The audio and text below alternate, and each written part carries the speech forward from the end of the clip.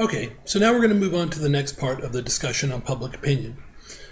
And in case you're wondering what that thing is behind me, that's actually a piano harp. That's a part of a piano. It's the actual inside part. We have that hanging on the wall, sort of like an art piece. And so we really like it, and I thought it would be something different to have in the background other than always looking at the same thing. So that's the harp. That's a door. Okay, so now I want to talk a little bit, talk about public opinion. Now that we've defined it, I want to explain public opinion, but what I want to do is talk about how sort of the view of public opinion has changed over time.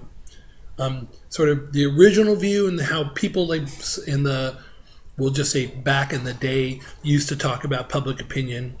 The revised view that sort of started to develop around the 1950s or so, and then the current view, which is the main topic that we're going to be discussing right now. In the original view of public opinion, the basic idea was this, and this is sort of probably what we all learned in high school about the way public opinion works. And that is that, when you get old enough, individuals go ahead and they learn about politics, they learn from their parents, they learn from watching TV, they learn in school, and they form opinions about different things. They form, or because we know now the distinction between the two, they form enduring attitudes, the things in their heads, enduring attitudes about politics. One attitude they may have is that they tend to favor the Republican Party, or they favor the Democratic Party, or they tend to think in terms of conservative ideology, where the government is limited. They may think in terms of they may have attitudes that are liberal, where they think the government should be active and society should be egalitarian.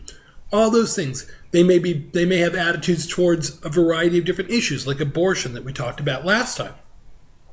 But that individuals learn about politics and then form attitudes, and that the key is that these attitudes are enduring, they're stable.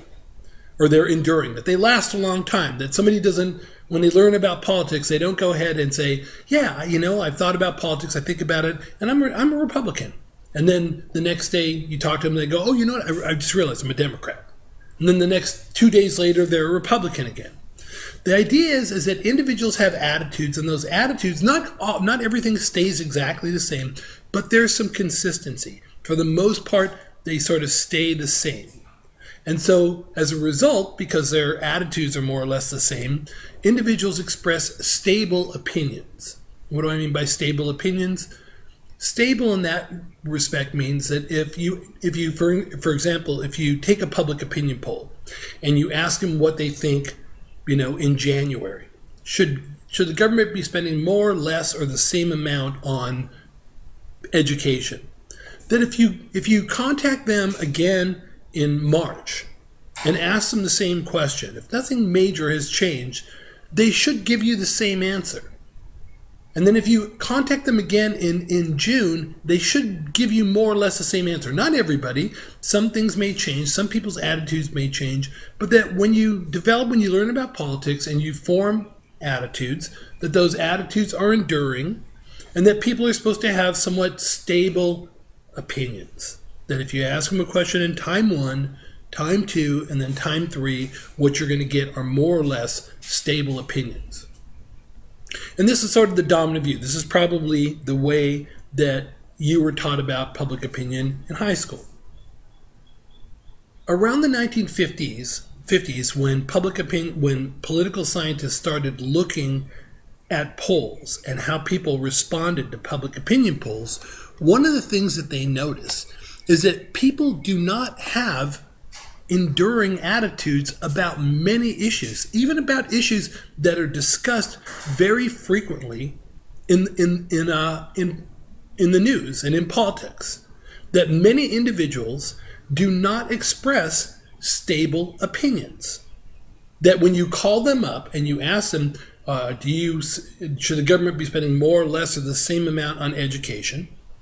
They might say more in January. And then if you call them up in March and you ask them the same question, they might say they should be spending less. And then you ask them again 2 months later and they say we're spending the right amount.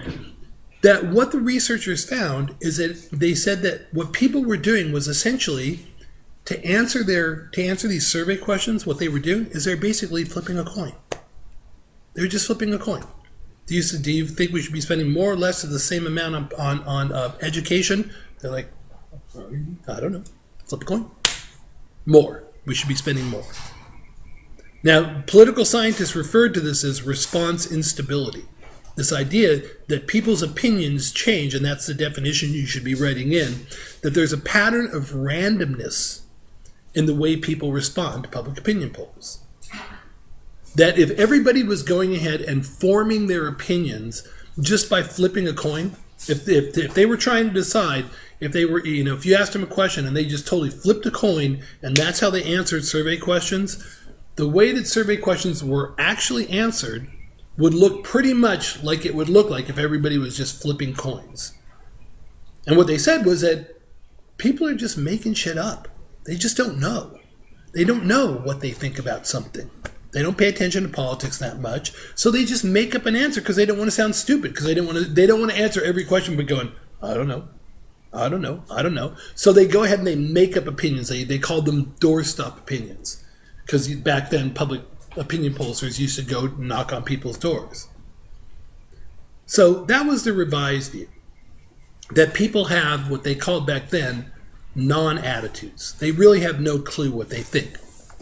Now the current view is not quite so hopeless. The current view is that, yeah, people's opinions do change, but it's not because people don't have any attitudes. It's not because people's attitudes aren't consistent.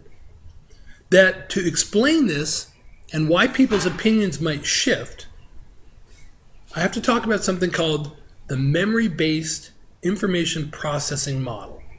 Now, I know that sounds scary. Those are big words, and one of them's hyphenated. It's really not that complicated. It really isn't. So don't panic because it looks like a big word. Just call it MBIP, the memory-based information processing model, and it won't seem so scary and difficult. Now, to explain the memory-based information processing model, I have to point out that we have two kinds of information that we have stored in memory, because this model, this way of thinking about how we answer survey questions, is all about how we store memory in our minds. Some information is very difficult to access. It's hard to remember. It's hard to pull from the back of your head. And so we say that's information that's at the back of the head. And then some information is very easy to access. You can just access it right away. And the best way that I can go ahead and explain this is to tell you a story that's something that actually happened. So I was walking out of a parking lot. This was over at UCLA. I'm walking out of the parking lot at UCLA. In this particular parking lot that I was walking out of, there's a theater to the left-hand side. And as I'm walking out, I see a crowd of students. And it's like, okay, they're not usually there, but there's a crowd of students. It doesn't bother me.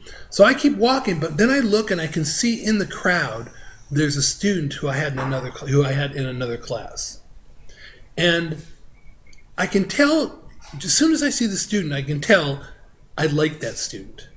He was a good guy. I even remember where he sat in the class. He used to sit next to this other guy, and they always would stay after class and ask me questions. Sometimes they would come back to office hours. They were really interesting. So it was like, I was really glad he was in my class. I remembered everything except one thing. I did not remember his name. I had no clue what his name was. And that's really embarrassing. That's really embarrassing. So I kind of saw that he saw me and he saw that I saw him. And I'm trying to avoid this awkward situation. So I came up with a plan. I decided that what I was going to do was I was going to walk really fast and I was going to kind of shoot him a little, the whole, hey, how's it going, dude? How's it going? Give him the, I'm a professor in a hurry shot. And kind of keep walking, and then he would go ahead and let me go by because, oh man, Phil must be in a hurry. And that was my plan, and it was a great plan, except for one thing. As I started my little speed up pointy thing, he starts walking towards me. And so I just couldn't, I wasn't going to dodge him like if he was trying to tackle me or something. So I stopped, and I said, hey, how's it going? And we shook hands, and he said, hey, Phil, how's it going? He called me Phil. I'm like, this is the guy, for sure. We start talking.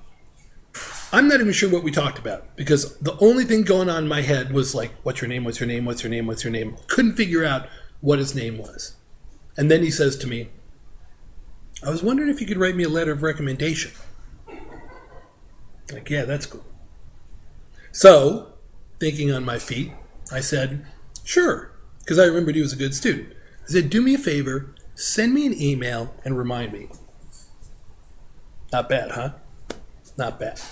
Okay, his name, if you had shown me a roster, if I'd actually got by him without him coming in, interrupting me, and if I'd got to do the little finger shoot thing, and you'd showed me a roster of that class, I would have went, oh, there he is. His name was Benjamin Lee. I'll always remember Benjamin Lee. He has no idea he's in my lectures. Every one of my lectures he's in. I'll always remember Benjamin Lee. When I saw him at the theater the first time, his name was in the back of my head. It was there somewhere, but it was in the back of my head. Now, it was not accessible. It was hard to access. The next week, I'm walking out the same part of the parking lot. I look over, same crowd of students. I look over and I see him. I'm walking by. Now, I'm not speeding now, but I turned to him and what did I say to him? I said, hey, Ben, how's it going? Why? Because now his name was at the top of my head. It was easy to access from memory. And so this is key information. Some information is at the back of our head. Some information is the top of our head. The information at the top of our head is easier to access from memory. The information at the back of the head is more difficult to access from memory. And now we'll come back and discuss the rest of this in the next video.